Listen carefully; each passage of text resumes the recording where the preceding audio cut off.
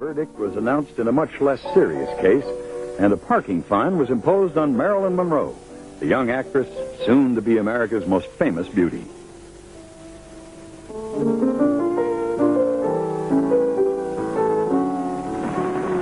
I think Judge Griffith was right in penalizing me.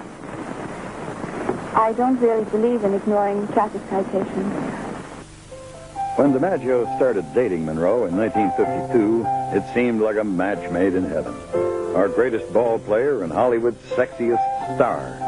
Marilyn had made more than a dozen movies by this time, mostly in roles that showed off her gorgeous blonde looks. Like Dimaggio, Marilyn had been married once before as a teenager.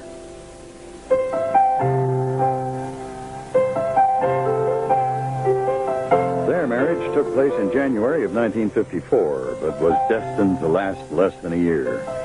From the day they took off for their honeymoon in Japan, the couple's every public move was captured on film.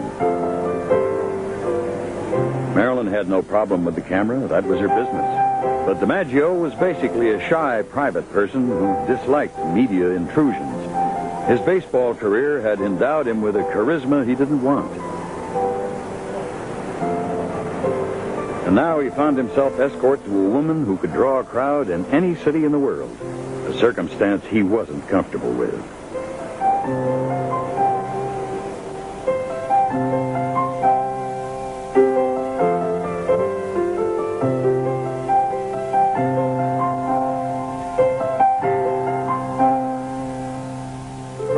She went overseas to entertain the troops one year with Bob Hope, I think.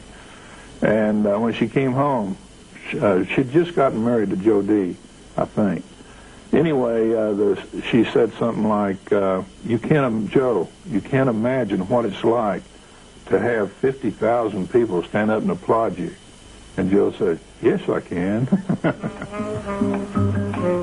Marilyn did know how to take the chill off a Korean winter for the soldiers and Marines stationed there.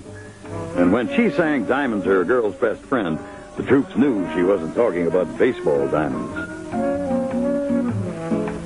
I hear that you're getting to be quite a cook, too. Joe says you can really broil a mean steak. Well, I'm learning. A little slow, but... Joe didn't come along with you, huh? No. Did he see you off in Hollywood last night? Oh, yes. Do you expect to return with him to the World Series? I wish I could, but I'll be finishing this picture. When the World Series... yes. I've never seen the World Series, and I would love to, but we just can't seem to fit the schedule together. Well, you brought your hairdresser and your drama coach and 4 men from 20th Century Fox. All this and no Joe, huh?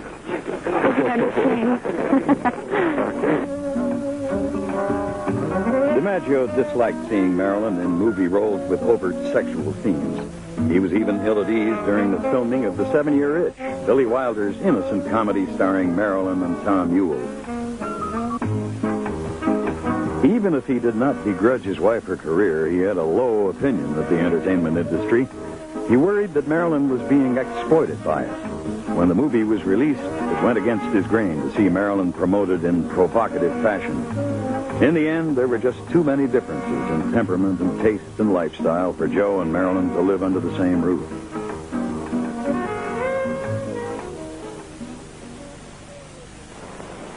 Miss Marilyn Monroe and Joe Dimaggio are presently having differences which they have brought about a separation.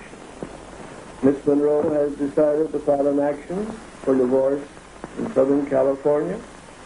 And it will be on the usual and ordinary grounds of mental cruelty. There will be no property or financial disputes between these parties. Both of them regret the necessity of the action, but they feel that it is inevitable at this time. After the divorce, Marilyn married once again, this time playwright Arthur Miller.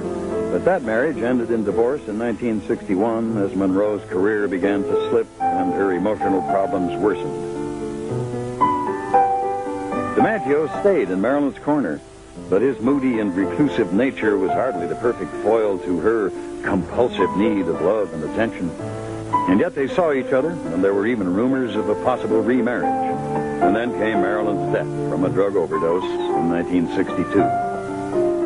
Her apparent suicide at age 36 was a crushing blow to Dimaggio. As one observer put it, his worst defeat in a lifetime of triumph.